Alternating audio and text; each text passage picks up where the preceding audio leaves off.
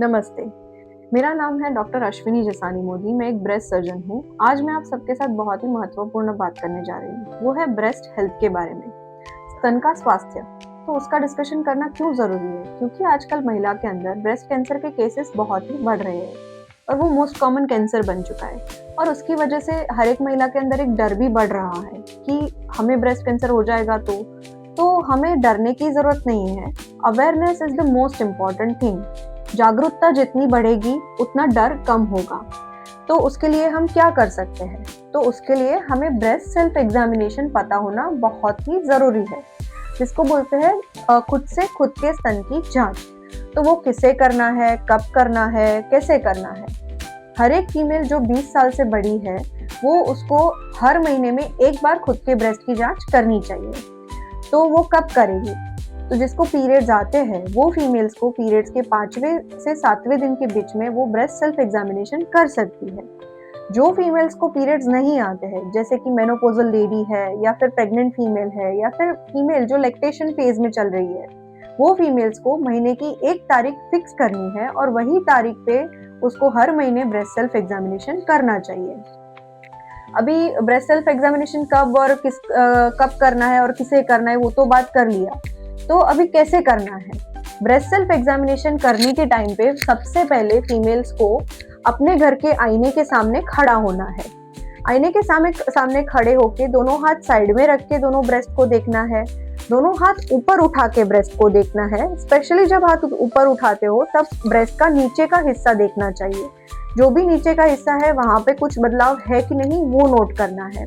तीसरा, आपको दोनों हाथ कमर पे दबा के आगे झुक के देखना है। जब भी आप कमर पे हाथ रख के आगे झुकते हो तब कहीं पे भी स्किन में खिंचाव होता है वो अच्छे से दिख के आता है। तो इसके अलावा आपको क्या देखना है ब्रेस्ट एग्जामिनेशन के ड्यूरेशन में? जब आईने में देखते हो, आईने में देखने के टाइम पे आपको दोनों ब्रेस्ट का साइज एंड शेप देखना है, उसका आकार देखना है, कद देखना है। कोई बड़ा छोटा तो नहीं है ना। दोनों ब्रेस्ट की त्वचा देखनी है कि वो संतरे की छाल के जैसे है, नॉर्मल है, या उसमें कोई कहीं पे खिंचाव आया है, सिकुड़न हुई है, वो देखना है। या फिर ब्रेस्ट में सूजन है कि नहीं है वो देखना है। या फिर कोई एक ब्रेस्ट अंदर खींचा हुआ है कि नहीं है वो देखना है।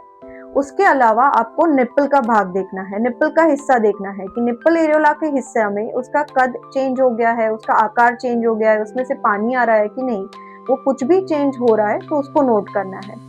उसके अलावा जब हाथ ऊपर करते हो तब बगल का हिस्सा भी देखना है कि बगल के हिस्से में कहीं पे गांठ या कोई बदलाव है या नहीं। ये हुआ सामने से देखने का। उसके अलावा भी आईने में आपको राइट साइड मुड़ के और लेफ्ट साइड मुड़ के दोनों साइड के ब्रेस्ट को देखना है कि दोनों ब्रेस्ट एक समान निप्पल एक लाइन में दिख रहे हैं कि नहीं, या फिर कोई चेंजेस दिख रहा है कि नहीं। ये हुआ आपको देख के क्या करना है। उसके अलावा हमें छू के ब्रेस्ट का एग्जामिनेशन करना है, वो सेकेंड फेज होता है। तो छू के हमें कैसे एग्जामिनेशन करना है? आप वो नहाते टाइम पे भी कर सकते हो। आपको ये छू के एग्जामिनेशन करने के लिए हाथ का ये जो पैरों का भाग होता है, पोरो बोलते हैं इसको, ये हिस्से से, ये 3 उंगली से करना है ब्रेस्ट एग्जामिनेशन। तो उसको हमें ब्रेस्ट पे हमारे निप्पल एरियोला के आसपास ऐसे गोल घुमा के अंदर से बाहर आना है, बगल तक जाना है। एक ऐसे कर सकते हो। दूसरा आप कर सकते हो जैसे कि बच्चे के सिर को सहलाते हो तब ऐसे ऐसे हम हाथ घुमाते हैं, वैसे हर एक हिस्से के ब्रेस्ट के हिस्से पे हाथ घुमाना है। ठीक है। और तीसरा हम कर सकते हैं जिगजैग पैटर्न में, अंदर से बाहर ऐसे आना है बगल की ओर, क्योंकि बगल में भी गठन हो सकती है। ये हुआ छू के ब्रेस्ट का एग्जामिनेशन। इसके अलावा हमें हल्के हाथों से निप्पल को भी दबा के देखना है कि निप्पल में से कोई पानी आ रहा है, खून आ रहा है, कुछ बदलाव है या नहीं। इतनी चीजें हमें छू के पता करनी है। ये टाइम पे काफी सारी महिलाएं छू के देखने के टाइम पे ऐसे दबाती है, उंगलियों की जो टिप रहती है उससे ऐसे ऐसे दबा के देखती है। तो वो एक गलत मेथड है। इससे आप अपने खुद के ब्रेस्ट को ईजा पहुंचा सकते हो। वैसे नहीं करना है। और निप्पल को भी जब दबाते हो तो हल्के हाथों से दबाओ, बहुत जोर से नहीं दबाना है। अभी ये छू के कहाँ से कहाँ तक पहुंचना है? तो हमें ये जो मिड लाइन रहती है, सेंटर वाला पार्ट रहता है ब्रेस्ट का, वहां से लेके हमें बगल तक देखना है। ऊपर ये जो कॉलर बोन अपनी हड्डी रहती है वहां से लेके ब्रेस्ट के नीचे के भाग तक देखना है। इतना हमें एग्जामिन करना है। ये हुआ खड़े खड़े ब्रेस्ट का एग्जामिनेशन छू के। इसके अलावा हम सो के भी ब्रेस्ट का एग्जामिनेशन करना चाहिए।